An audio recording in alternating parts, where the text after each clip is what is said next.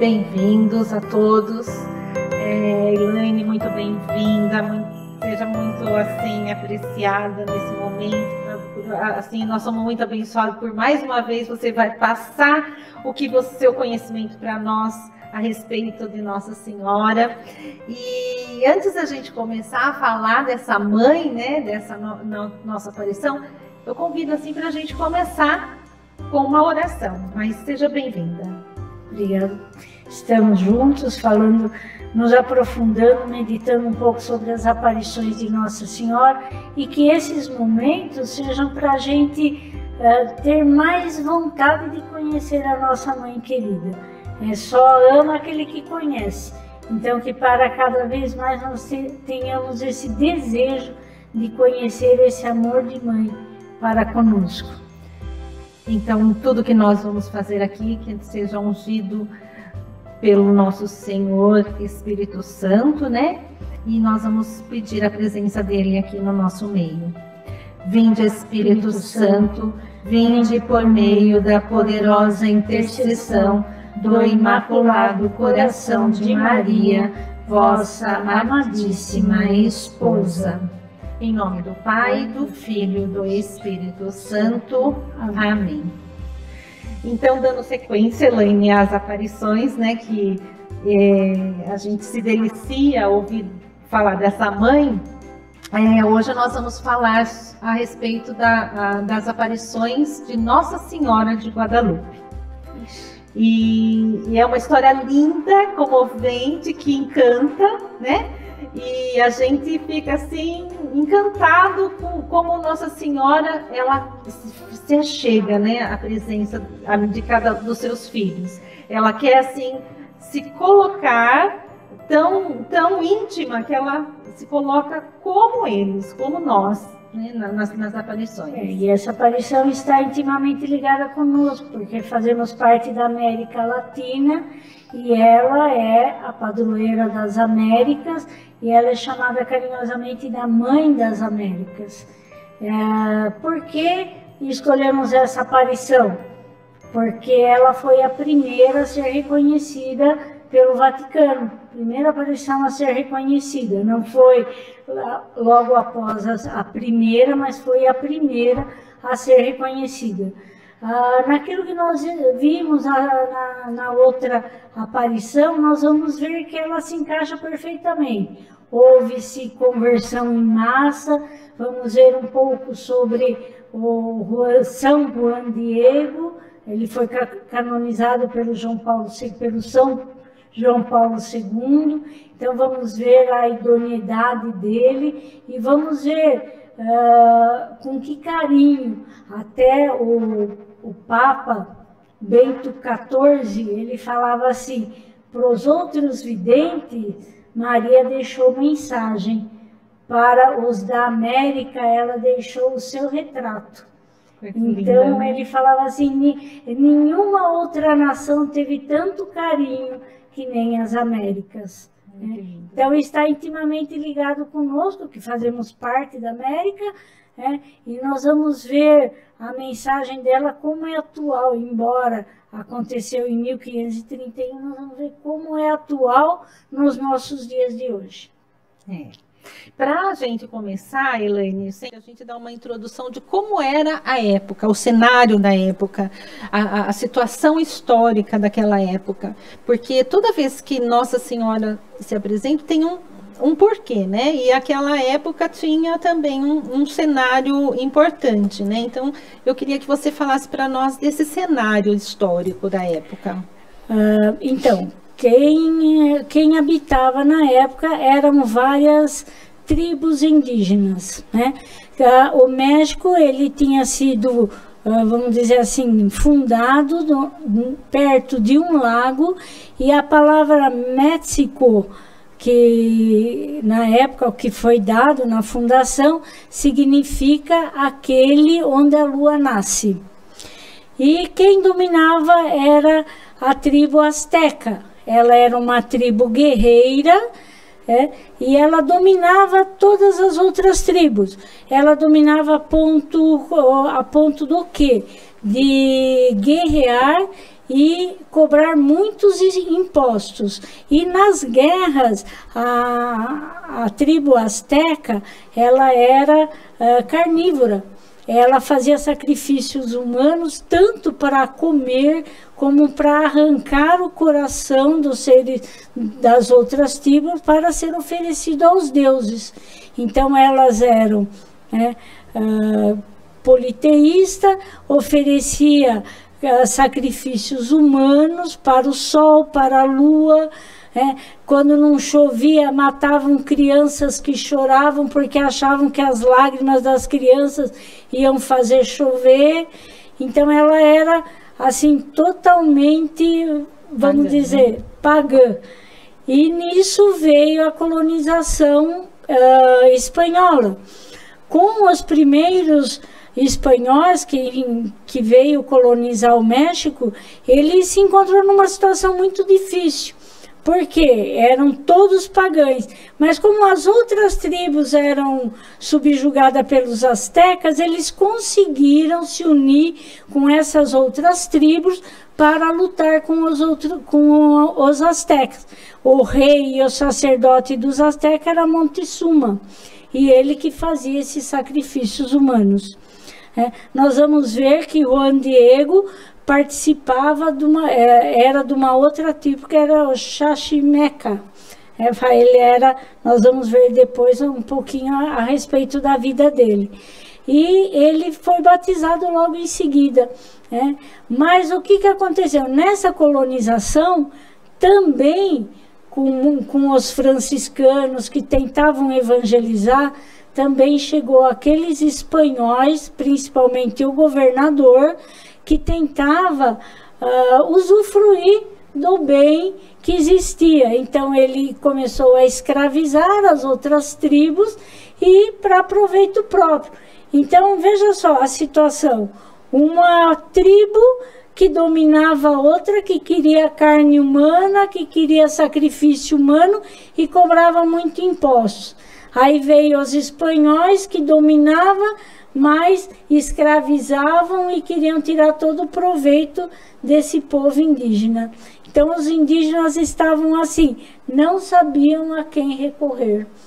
E tem uma carta, nós vamos ver isso, que o bispo escreveu para o rei da Espanha, que ele falava: se Deus não intervir, não vai dar em nada, essa evangelização não vai dar em nada. Precisamos de uma intervenção divina. Ai, que lindo. E foi nesse contexto, que os índios estavam totalmente dominados por uma tribo indígena, por um povo mais, vamos dizer, mais culto, mas ao mesmo tempo querendo dominá-los, e 12 frades franciscanos que estavam tentando evangelizar, catequizar e mostrar o amor de Deus e de Maria a esse povo. Então, é um cenário crítico, para os índios, para a população que era da época do México, que era as tribos indígenas, Então, bem crítico. Aí, agora, Elaine, eu queria que você falasse dos 3 Juan, Juan Diego, Juan Bernardino e também o Juan Zumárraga. Isso, os 3 Juan, que são os personagens principais nessa aparição. Então, nós vamos ver, tudo aconteceu a partir de 1931, As aparições foram 5 aparições, que deu de 9 de dezembro a 12 de dezembro, que é o dia que nós comemoramos Nossa Senhora de Guadalupe. E nessas aparições, então, são esses 3 João na nossa língua, que estão envolvidos nessas aparições. Primeiro, o Juan Diego. O Juan Diego, nós sempre vemos, até pela própria linguagem com que ele fala, que ele parecia um pobre índiozinho ignorante.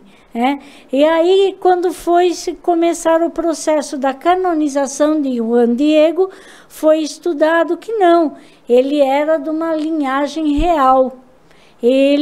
O avô dele foi um grande rei, O pai dele foi o rei de Texcoco, que era a capital da tribo deles, e ele era um príncipe, né? E ele foi da tribo dele, foi uma das primeiras tribos a ser catequizada. Tanto que Juan Diego, ele fez parte da primeira turma a ser batizada. Ele foi batizado em 1524, quer dizer, 7 anos antes da aparição. E tem um fato curioso aí na vida dele, que para todos os sábados, né? Ele era casado. Ele era casado e ele caminhava 20 quilômetros? 20 quilômetros, desde Texcoco até, que era onde ele tinha uma fazenda. Ele ficou órfão muito cedo e ele foi educado pelo tio. Esse tio é o Juan Bernardino. Ele morava com o tio, ele foi casado com uma índiazinha que deu seu nome de Maria Lúcia, né, o nome de batismo de Maria Lúcia, e depois que a esposa morreu, ficaram ele e o tio. Mas a gente também tinha a impressão que era assim, não, ele morava numa casinha. Não, ele tinha uma fazenda, tinha vários colonos, ele era responsável pela manutenção e pela vivência desses colonos na fazenda. E ele era muito devoto, e todo sábado, dia consagrado a Nossa Senhora, e todo domingo ele ia na cidade do México, no convento dos franciscanos, para receber a Eucaristia e ser catequizado pelos frades franciscanos. Foi num sábado que houve-se a primeira aparição. Juan Bernardino era o tio, que também, de família real, herdou junto com o sobrinho as fazendas, e ele com o sobrinho governavam as fazendas, né? Tinham vários colonos nessa fazenda. E o terceiro Juan, que nós vamos ver que Nossa Senhora também aparece ao tio. E o terceiro Juan, que é Juan Zumárraga, ele se tornou padre muito jovem, e depois de um retiro que ele pregou ao rei da Espanha Carlos, o rei Carlos ofereceu a ele uma considerável quantia de dinheiro depois do retiro, porque gostou muito do retiro. E ele não queria aceitar. No fim de tanta insistência, ele aceitou o dinheiro do rei. Mas ele pega esse dinheiro e distribui entre os pobres. E o rei fica sabendo, então dá o nome, escreve uma carta ao Papa da época, Clemente, para que ele o faça bispo, e faça bispo do Novo Mundo. Então ele é enviado ao México. Quando ele chega no México, ele encontra, então, o governador oprimindo, as práticas carnívoras que se cometia na época, né? E ele queria avisar o rei do que estava acontecendo. Só que todas as correspondências passavam pelo governador, e o governador, aquilo que não interessava para ele, ele rasgava.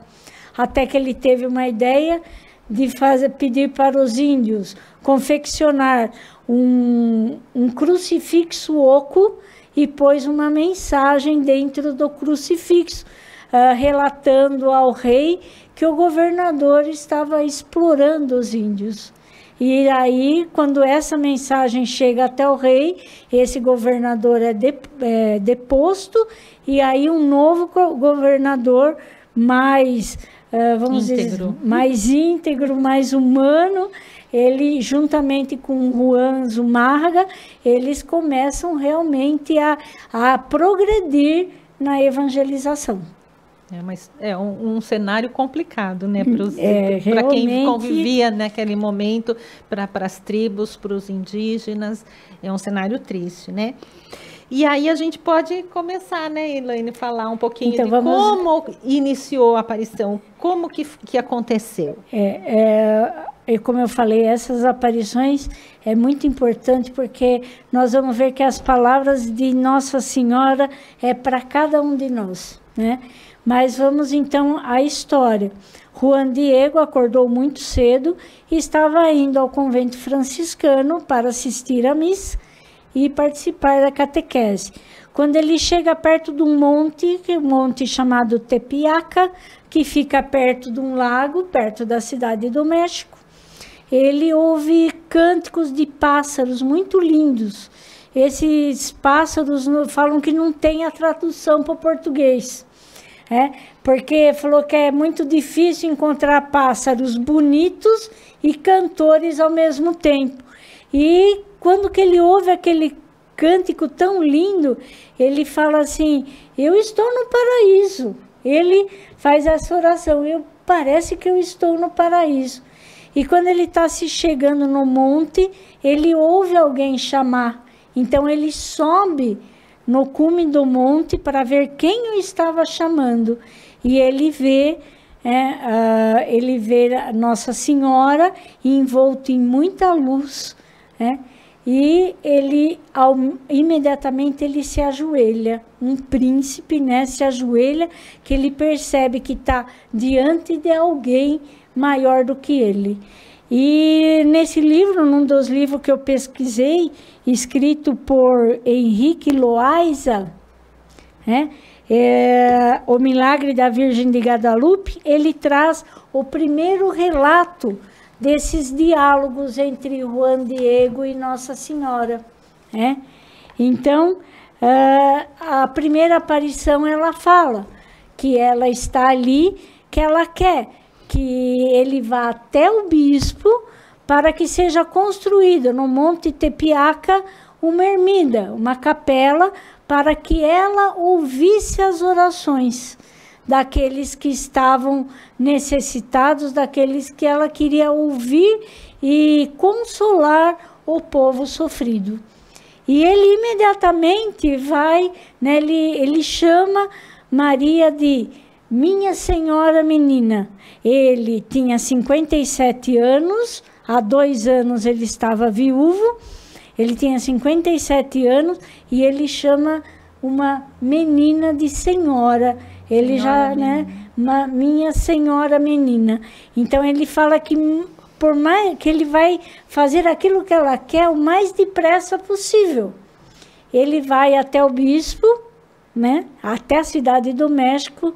É lógico, deram um chá de cadeira nele, mas ele não perde. Quando ele chega diante do bispo, ele fala as palavras de Nossa Senhora. Conta o canto que ele ouviu, o canto dos pássaros, conta a luz que ele viu, conta que ele viu a imagem de Nossa Senhora e que ela está pedindo que seja construída uma ermida naquele lugar. E o bispo, muito educado, recebe Juan Diego, mas fala assim: tá, eu vou te ouvir numa outra ocasião.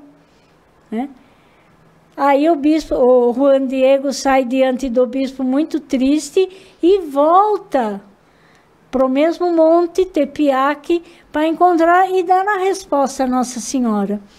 E quando que ele chega na segunda aparição, ela está lá esperando ele. E ele vira para Nossa Senhora. Eu vou ler o que ele fala para ela. Ele fala assim: Senhora, aqui a gente fala assim: eu te rogo encarecidamente, Senhora e filha minha, que a algum dos principais conhecidos, respeitado e estimado, lhes encarregue que leve a tua mensagem para que o creiam, porque o bispo não acreditou nas minhas palavras, porque eu sou um homem de campo, eu sou um fiapo, eu sou uma pequena escadinha, eu sou cauda, eu sou asa, eu mesmo preciso ser conduzido, levado nas costas, e não me cabe andar nem deter-me lá aonde me mandas. Virgem minha, filha minha, Senhora Menina.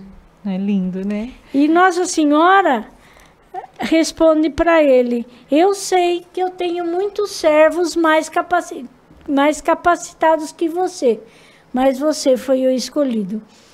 É a tua essa missão.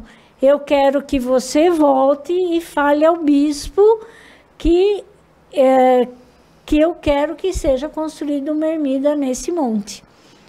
Aí a gente pode perceber também a perseverança, né, de Juan Diego. Talvez, né? Pelas mensagens de Juan Diego, talvez até pelas palavras dele, a gente pôs que ele era um índiozinho pobre, ignorante. Não, essa era realmente as palavras que a realeza usava quando elas eram enviadas a uma missão importante. Era sinal de humildade, né? O verdadeiro nobre é aquele que é humilde. Então ele mostra que realmente ele fazia parte, ele estava em missão. Não era a vontade dele, não era ele para aparecer, né? E sim a missão. A mensagem. Ele volta no dia seguinte, aí já estamos no dia 10, né? Ele volta no dia seguinte ao bispo, ele reitera a mensagem que ela queria uma ermida no monte, só que o bispo, mais uma vez, recebe com muita educação, com muito carinho, e fala: tá, vou pensar no assunto, mas se é realmente a mãe do céu que te apareceu, eu vos peço um sinal.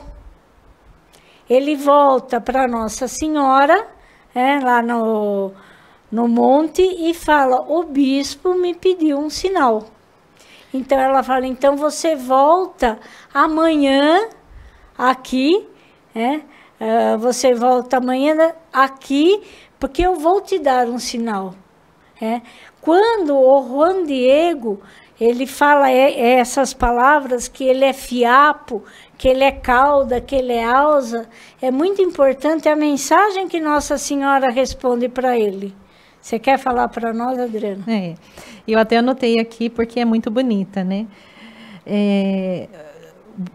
Ela fala para Juan: você está no cruzado dos meus braços, nas pregas do meu manto. Não estou eu aqui, que sou a tua mãe? O que mais te falta? Então, a Maria acolhe o Juan, mesmo ele se achando incapaz, que para a época, né, para falar com o bispo, ele se achava simples, porque ele era de outra cultura indígena, né? Então, ele se achava simples, apesar de já ter sido catequizado. Então, ele se acha uma pessoa pequena, né, para exercer essa função, mas ele era o escolhido, e Nossa Senhora vem falar com ele, que está junto com ele, que ela está nos cruzados. Eu acho lindo essa parte, que me emociona até, quando eu li essa há muito tempo atrás, essa mensagem, eu até anotei, porque consola, eu te guardo nos cruzados dos meus braços, nas pregas do meu manto. Não estou eu aqui, que sou a tua mãe? Então, ela, mais uma vez, reforça que ela é a nossa mãe. Isso ela não fala só para ele. Essa é a experiência de quem vê a Nossa Senhora de Guadalupe e sente essa emoção. Parece que realmente é a mãe que acolhe. Quando ela fala que está cruzada, é aquela mãe que abraça, né? Nas pregas do meu manto, ela faz referência àquilo que as índias punham a criança, né, perto do seu coração, né? Então está sempre junto, perto do coração. Perto da mãe, né? E essa, para mim, o que mais me chama a atenção é: não estou eu aqui, que sou a tua mãe? O que te falta? Confia, né? Como se diz, confia. E ele automaticamente, embora as negativas do bispo, as negativas do rei, ele confia, ele vai de novo, ele se enche de ânimo, toma novamente o chá de cadeira. Aí o bispo pede um sinal. Ele dá o recado à Nossa Senhora, e que realmente ela vai dar o sinal no dia seguinte. Só que o que acontece? No dia seguinte, Quando ele chega em casa, né, antes do dia seguinte, nós estamos no dia 11, quando ele chega em casa, ele vê que o tio está muito doente. E ele, então, começa a cuidar do tio, o Juan Bernardino.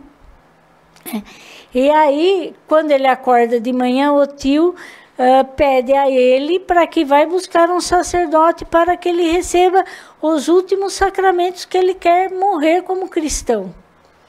Aí Juan Diego fala assim, bom, eu vou cuidar do meu tio e depois eu vou atrás da missão que Nossa Senhora me incumbiu. Então ele vai tentar, vai atrás do sacerdote para que administre os últimos sacramentos ao seu tio, que está muito mal, e ele tenta, então, se desviar do lugar. Do caminho. Ele tenta se desviar porque ele não quer encontrar Nossa Senhora, né? Porque ele fala assim, depois eu me explico com ela, mas agora o mais importante é a salvação do meu tio. E o que acontece? Nossa Senhora aparece no caminho. Daí ele pede desculpa.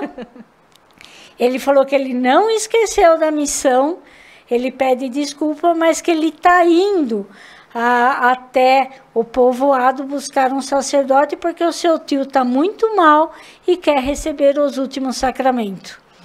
Aí, quarta aparição. Aí é a quarta aparição.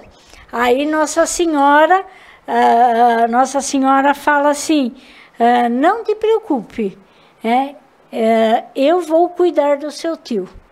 Agora sobe no monte, ela faz ele realmente voltar no lugar que ele tinha que ir, né? Sobe no monte e você pega as flores que tá lá. E quando ele chega, nós estamos falando já no dia 12 de dezembro, aqui para nós verão, mas lá é inverno. Estamos falando de um monte que só tinha pedra, fala que só tinha pedra e abrolhos, né? E quando o Juan Diego chega no topo do monte, está cheio de rosas. E o mais interessante, rosas de castela, quer dizer, rosas que só se davam na Espanha. Ele colhe essas rosas e, como era costume dos índios, ele usava uma tilma. A tilma é uma espécie de avental feita de cactos de produção caseira. Ela é feita do cactus, do agave, e ela dura no máximo 20 anos. Ele pega essas rosas, colhe as rosas e põe dentro da tilma e leva para Nossa Senhora. Nossa Senhora pega a tilma e arruma as rosas dentro da tilma de Juan Diego. E ela fala assim, tranquilo, interessante. Eu falo assim, olha, como isso deve nos tocar. Porque Juan Diego, São Juan Diego, acredito, ele tem muito a nos ensinar. Eu fico pensando, Juan Diego, ele não hesitou nenhum momento, porque eu penso assim, se fosse eu ia falar, tá, então eu vou ver se o meu tio tá bem mesmo, para depois ir fazer. Não, ele esquece do tio. Quando Nossa Senhora fala, eu vou cuidar do seu tio, ele entrega, já está bem, entrega, né? Ele tem a certeza que Nossa Senhora está com o seu tio e vai cumprir a missão, né? E aí ele vai diante, não pergunta mais do tio, não se lembra mais do tio, vai perante o bispo. Eu esqueci de contar um detalhe, na segunda vez que ele vai com o bispo pede para que 2 pessoas de confiança seguem o Juan Diego, para ver com quem que ele conversava e aonde ele ia.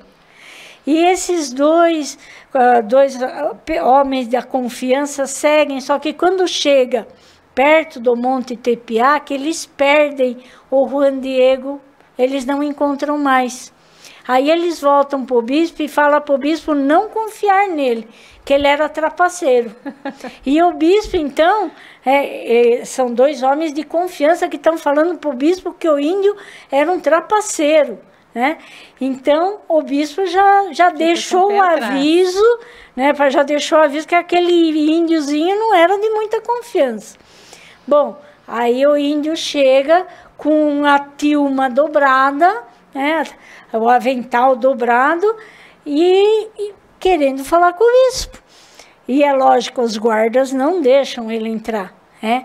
E aí só que ele fica parado esperando que ele quer falar com o bispo. E os guardas querem ver o que tem lá dentro da tilma. Então, porque Nossa Senhora tinha falado, você só abre a tilma diante do bispo. Mas os guardas querem ver. Aí ele fala que ele fica assim, e agora? Se eu não mostrar uma pontinha do que está aqui, eles vão me escorraçar. Não vão deixar entrar. Né? Não vão me deixar entrar. Então, ele mostra, e os índios, os guardas do bispo, ele vê que são rosas, mas eles não acreditam. São as pontas das rosas. Eles não acreditam. Quando eles querem puxar a tilma, o Juan Diego não deixa, né? Então, mas aí ele fala assim, aí eles aguçaram a curiosidade, porque como pode rosa em dezembro, no frio, né? No inverno. Rosas frescas, né? Em dezembro, e num monte que só tem gelo e espinho. Bom, até que ele é recebido. Está na sala, está na sala o bispo, Dom Juan, está uma pessoa de confiança, está uma serviçal do bispo, né? E Dom Juan Diego chega na sala e ele, assim, no que ele abre o avental, as rosas caem, né? As rosas de Castela, que dizem que foi o sinal que o bispo pediu, que era impossível rosa de Castela naquela região. Só que quando ele abre, nos primeiros relatos, dizem que estava impresso o retrato de Nossa Senhora, mas na linguagem indígena, na linguagem de Juan Diego, nos escritos que os índios escreveram, fala que foi-se estampado na frente do bispo. Por isso que automaticamente o bispo se ajoelha.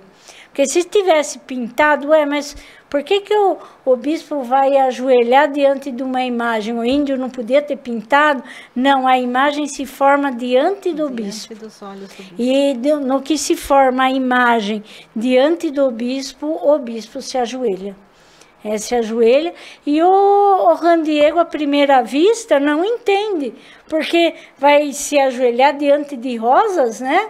Aí que ele vê o retrato de Nossa Senhora na sua tilma. Nesse dia, Juan Diego ainda fica com o bispo. O bispo Juan pede para que ele seja levado no Monte Tepeac, onde Nossa Senhora apareceu. E depois, quando ele leva, ele vê cumprida a missão. Ele fala, olha, agora eu peço licença, que eu preciso ver o meu tio. Depois que ele cumpriu a missão, daí ele volta a pensar no tio. Aí o bispo fala, não, nós vamos junto. Vão até a casa de Juan Bernardino, e aí o que acontece? O tio, o tio se espanta que ele está com frades, ele está com guardas, espanhóis junto com o sobrinho. Aí Juan Diego conta o que aconteceu, e Juan Bernardino fala, ela também apareceu a mim. Aí, quando que eles conversam, ele vê que é o mesmo horário que Nossa Senhora fala para Juan Diego, ele está sobre a minha proteção, eu vou cuidar dele. Nossa Senhora cura Juan Bernardino, e é para Juan Bernardino que ela fala, eu quero aqui nesse lugar eu quero ser chamada de Nossa Senhora de Guadalupe. Nossa Senhora. E o que quer dizer Nossa Senhora Guadalupe? Então, no espanhol, ele é traduzido: eu esmaguei com o pé a serpente alada, que a serpente alada era um deus cultuado também por eles. E na língua asteca, a tradução é aquela que afugentou ou que nos devoraram. Então, tanto uma como outra se encaixa perfeitamente a Nossa Senhora. Agora, nós vamos ver que depois disso foi construído a ermida, né? E a tilma foi colocada em exposição. Eu costumo falar que não é um milagre, é uma sequência de milagres, né? Por quê? Eu gostaria de falar um pouquinho sobre o quadro, o retrato que Nossa Senhora nos deixou. Veja só, os índios não sabiam espanhóis, os índios não sabiam ler e escrever em espanhol, desculpa. Então, essa imagem de Nossa Senhora, ela é como que, eles falam como um hieroglifo, tudo é uma mensagem. Então, gostaria de chamar a atenção de vocês pelo seguinte. Nossa Senhora aparece com os olhos baixos, e esses olhos baixos é ela olhando para o sofrimento do povo.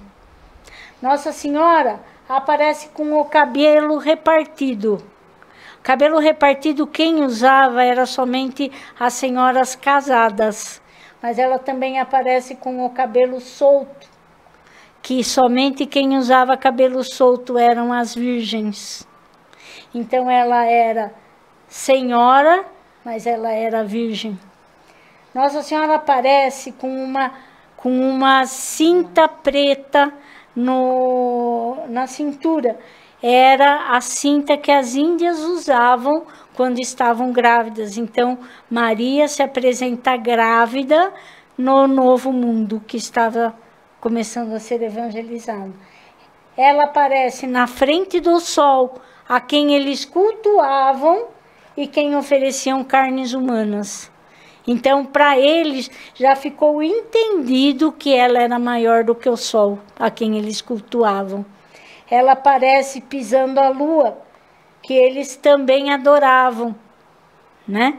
Ela aparece a lua, tendo a lua aos seus pés, eles também a cultuavam. Então, eles também entendem que ela era maior do que a deusa lua, a quem eles cultuavam. Só que ela aparece orando, mostrando que ela não é uma deusa, que ela adora o verdadeiro Deus. Ela aparece orando como intercessão. O manto que Nossa Senhora usa é a cor que somente a realeza podia usar. É um azul esverdeado, né? E ela aparece com um broche que tem uma cruz. Porque ela é um ser humano, como os índios, como nós, que precisou ser redimida na cruz do Senhor. E ela é sustentada por um anjo. Aqui embaixo, esse anjo tem a mesma cruz que ela tem no pescoço. Só que na cruz do anjo, não, o camafeuzinho do anjo, não tem a cruz, porque o anjo não precisa ser redimido. E quando ela aparece, o anjo sendo sustentada pelo anjo, eles entendem que ela não é da terra, que ela é do céu. É lindo, né? Essa bainha aqui, é somente as virgens que usavam.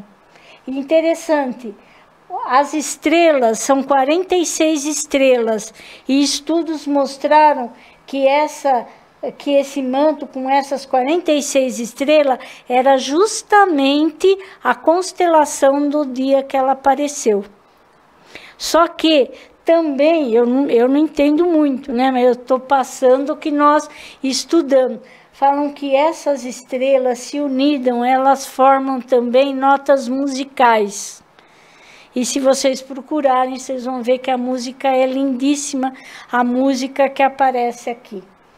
Nas barras do manto, né? Não, nas estrelas. As estrelas formam notas musicais, que é uma música angelical. O mais impressionante são os olhos. Tá? A olho nu, antigamente era-se visto a imagem de um índio. Só o padre Vander, ele fala que o manto, o manto, a tilma de Nossa Senhora de Guadalupe, ela está para Maria, assim como o Santo Sudário está para Jesus. Então, ele, por mais que ele é estudado, sempre vai aparecer coisa nova. E a pupila dela foi aumentada em 2.500 vezes. E depois que foi aumentada em 2.500 vezes, o cenário da aparição está todo gravado dentro do olho de Nossa Senhora. E falou assim que está gravado como não são apenas sombras, são pessoas distintas.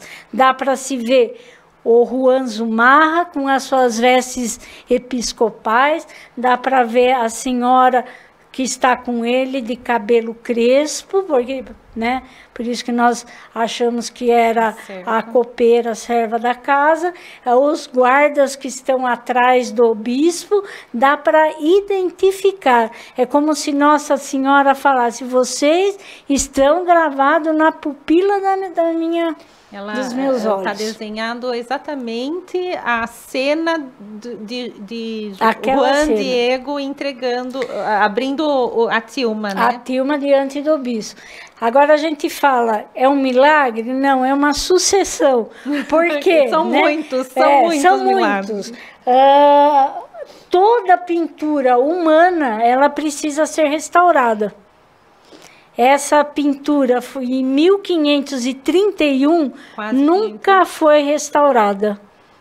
Tá? Quase 500 anos. Todas as pinturas falam que quando se chega perto, se enxerga melhor.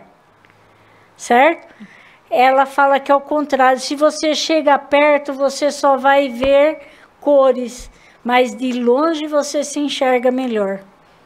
Talvez ela sabia que nem todos podiam chegar tão perto assim da tilma. A tilma, como eu falei, é um tecido feito de cactos que pode corresponder à nossa estopa, né? E falou que é tão ralo que se você pôr, é que nem um filó, se você pôr, você enxerga do outro lado. E esse tipo de tecido não aceita nenhuma pintura. Essa pintura, ela não está no tecido. Em estudos recentes falam que ela está como numa terceira dimensão. Ela está, como que eu vou falar? Paralela ao tecido. Ela não está grudada. Outra coisa que é, né, eu também não entendo, mas já conversei até com pessoas, né? Quem é pintor pode confirmar. Nesse quadro é-se usado 4 técnicas de pintura, que elas não se combinam entre si. O afresco, a têmpera, o guache e o quarto, o óleo.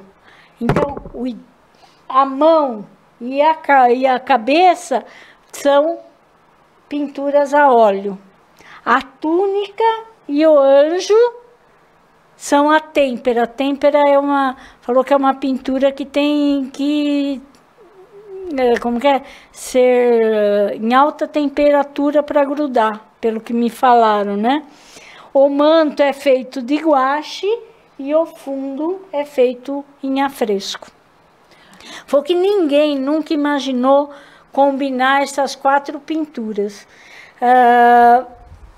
Cada vez, né? Aí veio o homem, né, na sua inteligência e tentou melhorar o quadro que Nossa Senhora deixou, o retrato que Nossa Senhora. Aí o que eles fizeram? Tentaram colocar ouro aqui, prata na lua, colocaram uma coroa em Nossa Senhora. Tudo aquilo que os homens fizeram desapareceu. O ouro desapareceu, a coroa desapareceu, a lua, a prata que colocaram na lua escureceu, desapareceu, e só continua aquilo que Nossa Senhora realmente deixou. Outro fato curioso também, Elaine, que assim como a gente já tinha falado na outra live, né, que tudo que é tocado pelo céu permanece. E essa pintura, né, essa tilma do essa João, é uma prova que eu falei, né? Ela já passou por explosões, porque foi atentado, né? Tá vendo essa mancha aqui no canto? Isso daqui, ela estava, veja só, quando ela apareceu, ela era levada em procissão, punha-se vela no lado dela, né? Então tudo, assim, tudo era para que ela não durasse. Imagina um tecido ralo sendo com vela, aquele fumaça da vela, né? Não aconteceu nada. Essa mancha que está aqui do lado, o que aconteceu? Ela estava numa moldura de ouro no santuário velho, que hoje tem 2 santuários. Depois eu vou falar um pouquinho sobre isso. Essa mancha escura, a pessoa responsável da limpeza estava limpando a moldura de ouro do quadro. E ele derrubou ácido cítrico. Tá? O ácido cítrico, ele corrói até ferro. O ácido cítrico escorreu no quadro e só ficou essa mancha para provar mais um milagre. Em 1920 começou a perseguição comunista do México, que aí os comunistas entraram e começou uma verdadeira perseguição dentro do México. Todas as igrejas praticamente foram atacadas pelos comunistas, mas em Nossa Senhora de Guadalupe eles não conseguiam chegar. Só que teve um comunista ferrenho, né, que o que ele fez? Ele foi lá porque eu tive a graça do ano passado ir até o México, graças a um casal amigo nosso muito querido, que nos proporcionou essa viagem. A filha dele mora lá e eles nos convidaram, nos receberam muito bem e nós tivemos a graça de conhecer. E você vê, é lindo, né? Hoje já no Santuário Novo, mas é lindo que todos aqueles que chegam com flores, do lado de Nossa Senhora tem as bandeiras dos países consagrados a ela, do Brasil, está lá, a primeira coisa que a gente vê, né? A bandeira do Brasil está lá, né? Nós somos consagrados, nós somos de Nossa Senhora. E esse comunista, o que ele fez? Ele levou um vaso de flor, como é costume até hoje no México, e colocou dentro desse vaso uma bomba. Essa bomba explodiu. O crucifixo que estava ao lado da imagem e está metal, né? Lá na entrada do santuário, ele retorceu inteirinho como se fosse cera. A moldura, que era de ouro e prata, se desajustou, mas a imagem não sofreu nada. E engraçado, maravilhoso, que até hoje... não sei dizer a situação política, mas existem muitos comunistas ainda no México. Mas até os ateus mexicanos, isso é o que o padre fala nos livros, que até os ateus mexicanos, os ateus agnósticos que não acreditam em nada, na Virgem de Guadalupe eles acreditam. É um sinal muito forte, né, da presença de E outra coisa que, assim, maravilhoso, quando Lúcia viu Nossa Senhora de Fátima, falou que levaram para Lúcia todas as pinturas de Nossa Senhora. E ela falava, não é essa, não parece com ela. Mas falou que em 1962, a imagem de Nossa Senhora de Fátima, ela foi feita de acordo com as feições de Nossa Senhora de Guadalupe. Então, Nossa Senhora de Guadalupe, ela é 300 anos de Nossa Senhora de Lourdes, mas ela é o protótipo das maiores aparições de Maria em todos os tempos. E, assim, terminando, né, uma coisa lindíssima. Quando Nossa Senhora, eu vou até pegar aqui, quando Nossa Senhora aparece para Juan Diego, ela se apresenta como? Nossa Senhora de Guadalupe, ela é a padroeira, né, a intercessora das mulheres grávidas e também as que desejam engravidar, né, quem tem dificuldade de engravidar, porque ela se apresenta como grávida, né?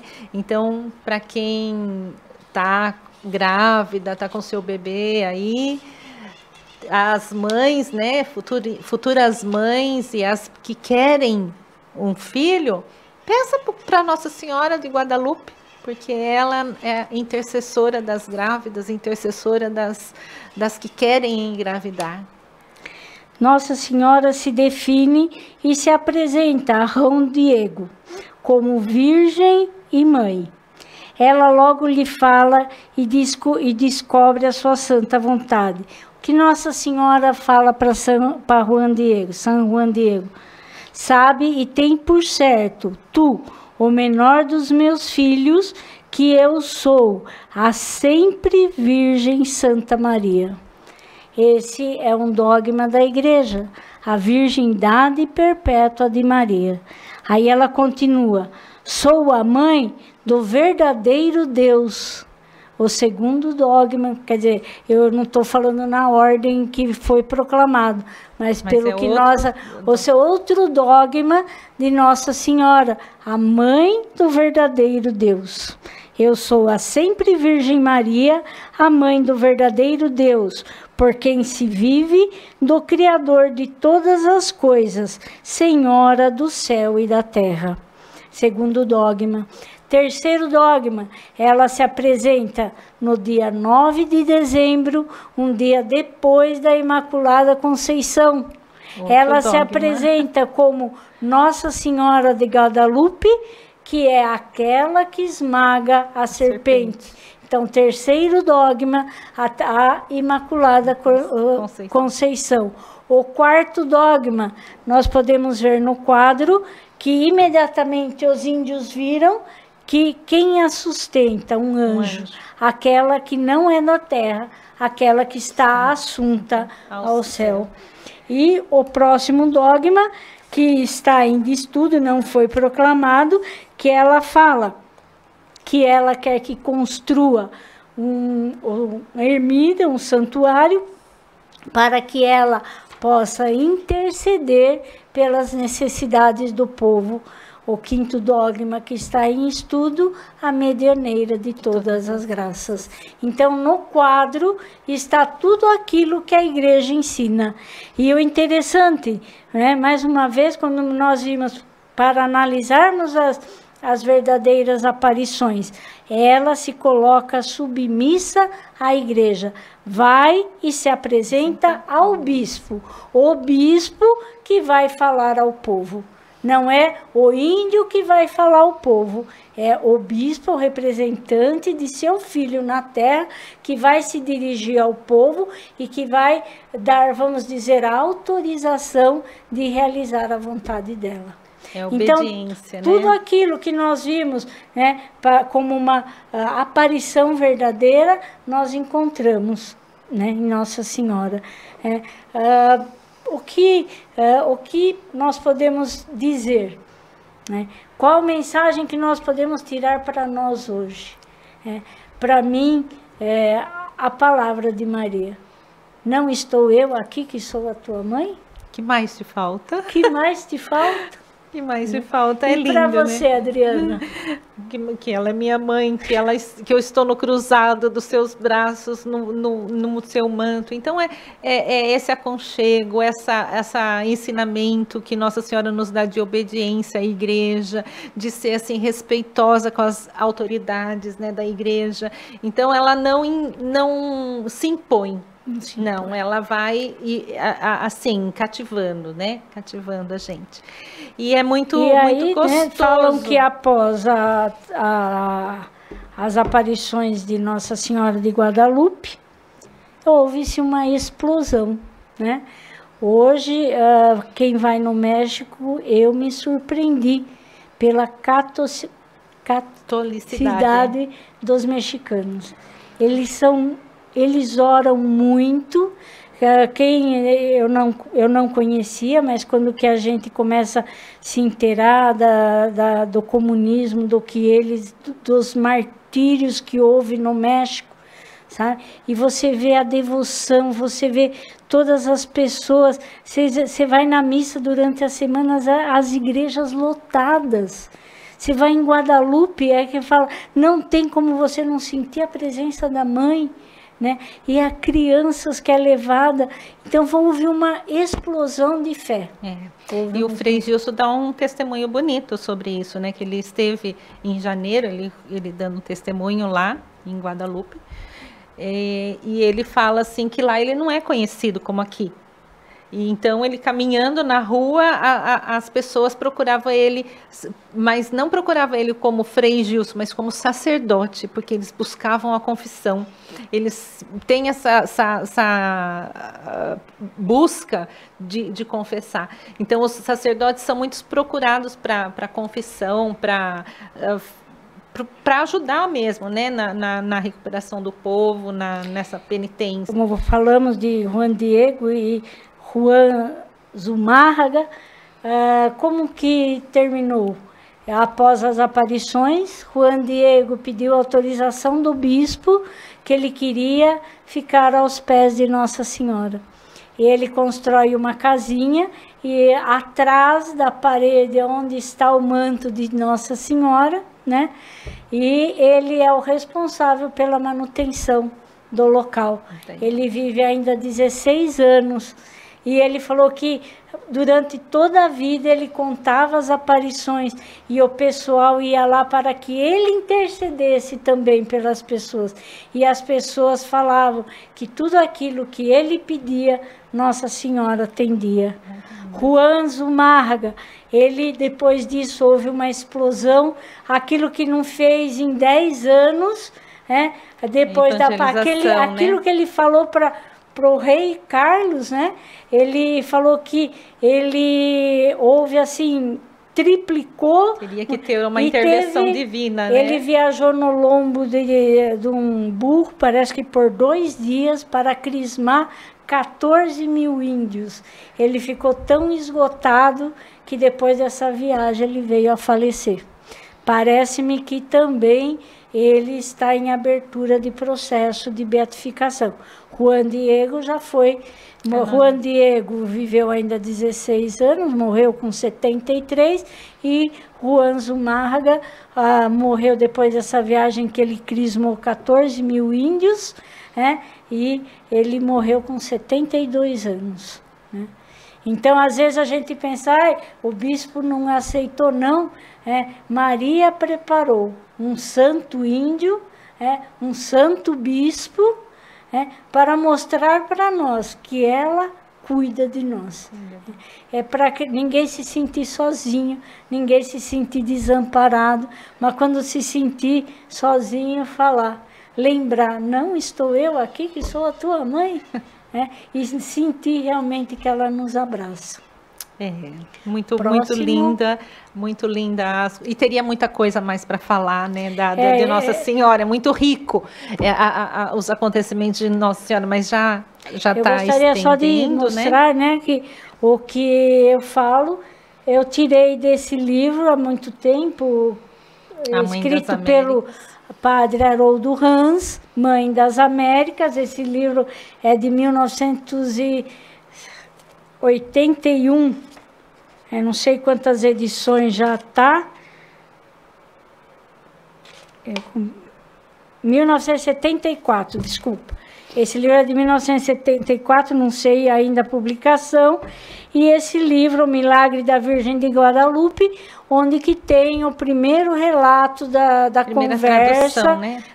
Traduzido no índio, né? No índio. E também o primeiro relato a falar da real personalidade de Juan Diego, que ele não era uma pessoa que a gente sempre pensa, é um pobrezinho, ignorante, não. Ele era um príncipe, e foi assim, aí a gente vê a grandeza, porque ele viveu também na humildade, servindo a Nossa Senhora. Uma coisa interessante que eu não falei, perante Nossa Senhora, ele ajoelha-se imediatamente. Perante o bispo, ele ajoelha-se imediatamente. Perante os guardas, não. Ele sabia o lugar dele. Olha só. Ele sabia que o bispo era superior a ele, que Nossa Senhora, sim, muito mais, tanto que ele, um homem de 57, se ajoelhando perante uma senhora jovem, menina, a quem ele chama de senhora menina. É, muito legal. Então, esses são os encantos de Nossa Senhora para nós, né? E o próximo encanto, que a próxima aparição que a gente vai falar, vai ser de Nossa Senhora de La Salette. Então, a próxima live nossa, né, vai ser falar um pouquinho sobre Nossa Senhora de La Salette. E a gente pode terminar, né, Elaine? Vamos assim rezar com uma Ave Maria, que Nossa Senhora abençoe a cada lar, a cada pessoa que ouvir essas nossas colocações, que Nossa Senhora acolha cada um de vocês no seu manto e nos seus braços. Ave Maria, cheia de graça, o Senhor é convosco. Bendita sois vós entre as mulheres, bendito é o fruto do vosso ventre, Jesus. Santa Maria, Mãe de Deus, rogai por nós, pecadores, agora e na hora de nossa morte. Amém. Em nome do Pai, do Filho e do Espírito Santo. Amém.